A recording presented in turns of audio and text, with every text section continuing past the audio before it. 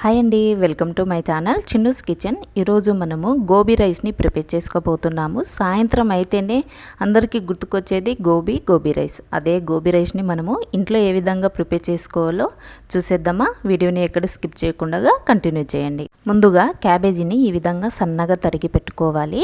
ఈ విధంగా సన్నగా తరిగి పెట్టుకున్న తర్వాత ఇందులోనే 1 కప్పు వరకు క్యారెట్ తరుగును తీసుకోవాలి.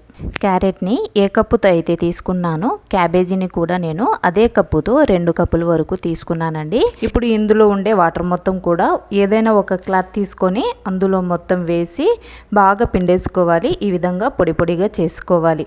ఈ విధంగా పొడి పొడిగా చేసుకున్న తర్వాత నేను ముందుగానే ఆలుని ఉడికించి పెట్టుకున్నానండి. కుక్కర్లో వేసి ఒక 4 విజిల్స్ వచ్చేంత వరకు బాగా మెత్తగా ఉడికించి పెట్టుకున్నాను. ఈ విధంగా ఉడికించుకున్న తర్వాత వీటిని చేతితో కాస్త స్మాష్ చేసి వేసుకోవాలి. ఇప్పుడు ఇందులోనే 1/2 టేబుల్ స్పూన్ దాకా మిరియాల పౌడర్, సరిపడా కారం వేసుకోవాలి. 1 టేబుల్ స్పూన్ దాకా వేసుకున్నాను. అదేవిధంగా టేస్ట్కి తగినంత సాల్ట్ కూడా వేసుకోవాలి. అదేవిధంగా 2 టేబుల్ స్పూన్ వరకు మైదాని తీసుకోవాలి. దానితో పాటుగా 2 టేబుల్ స్పూన్ వరకు కార్న్ఫ్లోర్ని కూడా తీసుకోవాలి. ఇప్పుడు ఇందులోనే 1 టేబుల్ స్పూన్ దాకా అల్లం వెల్లుల్లి పేస్ట్ని కూడా వేసుకోవాలండి. అల్లం వెల్లుల్లి పేస్ట్ని వేసిన తర్వాత మొత్తం అంతా కూడా బాగా కలిసే విధంగా కలిపేసుకోవాలి. ఇందులో మనము ఎక్స్ట్రాగా వాటర్ వేసుకోవాల్సిన అవసరం లేదండి. ఇందులో ఉండే తేమతోనే మనకు పిండి చాలా బాగా కలిసిపోతుంది. చూశారు కదా, ఈ విధంగా బాగా కలిసిపోతుంది. ఈ విధంగా ఉంటే సరిపోతుంది. ఈ విధంగా బాల్స్ లాగా చేసుకొని మనము గోబీని ప్రిపేర్ చేసుకుందాము. ఇప్పుడు మరొక పక్కన స్టవ్ పైన ప్యాన్ని పెట్టుకోవాలి. ప్యాన్ బాగా హీట్ అయిన తర్వాత ఇప్పుడు ఇందులో డీప్ ఫ్రైకి సరిపడంత ఆయిల్ని వేసుకోవాలి.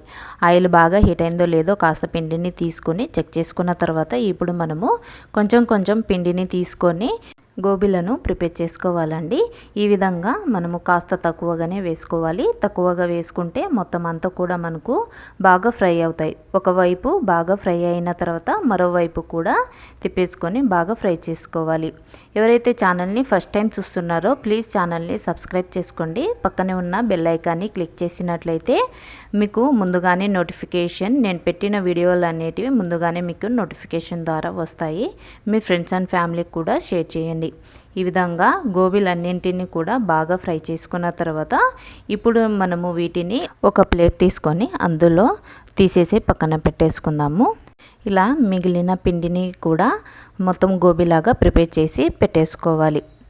ఇప్పుడు అదే ప్యాన్లో కాస్త ఆయిల్ని వేసుకోవాలి. ఒక 2 టేబుల్ స్పూన్ దాకా ఆయిల్ని వేసుకోవాలి. 1/2 టీ స్పూన్ దాకా జీలకర్రను వేసుకోవాలి.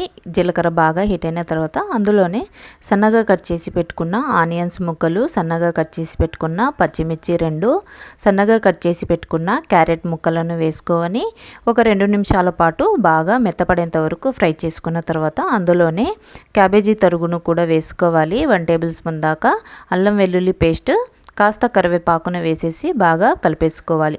ఒక 2 నిమిషాల పాటు బాగా ఫ్రై చేసి మెత్తపడిన తర్వాత ఇప్పుడు ఇందులో మనము రైస్ని వేసేసుకోవాలి. రైస్ నేను ముందుగానే ప్రిపేర్ చేసి పెట్టేసుకున్నానండి. 1/2 టేబుల్ స్పూన్ మిరియాల పౌడరు, 1 టేబుల్ స్పూన్ కారము తగినంత వేసుకోండి. 1 టేబుల్ స్పూన్ సోయా సాసు, కాస్త నిమ్మరసాన్ని పిండేసుకొని మొత్తం బాగా కలిసే విధంగా కలిపేసుకోవాలి. ఇప్పుడు మనము ముందుగా ఫ్రై చేసి పెట్టుకున్న గోబీ మంచూరియాన్ని ఇందులో వేసి ఒక 2 నిమిషాల పాటు హై ఫ్లేమ్లో బాగా కలిపేసుకోవాలి. అంతేనండి, చాలా ఈజీగా చేసుకోవచ్చు. ఈవినింగ్ స్నాక్స్ టైమ్గా ఈ రెసిపీని చేసి పెట్టినట్లయితే ఇంట్లో అందరూ కూడా చాలా బాగా ఇష్టపడి తింటారు. ఇప్పుడు లాస్ట్గా కొత్తిమీరను చల్లేసుకొని ఒకసారి బాగా కలిపేసుకోవాలి. అంతేనండి, వేడిగా మనకు గోబీ మంచూరియా రైస్ రెడీ అయిపోయింది. మనము బయటికి వెళ్ళి తినే అవసరం లేకుండా సాయంత్రం టైంలో ఈ విధంగా స్నాక్స్గా మనము ఈ రైస్ని ప్రిపేర్ చేసుకోవచ్చు.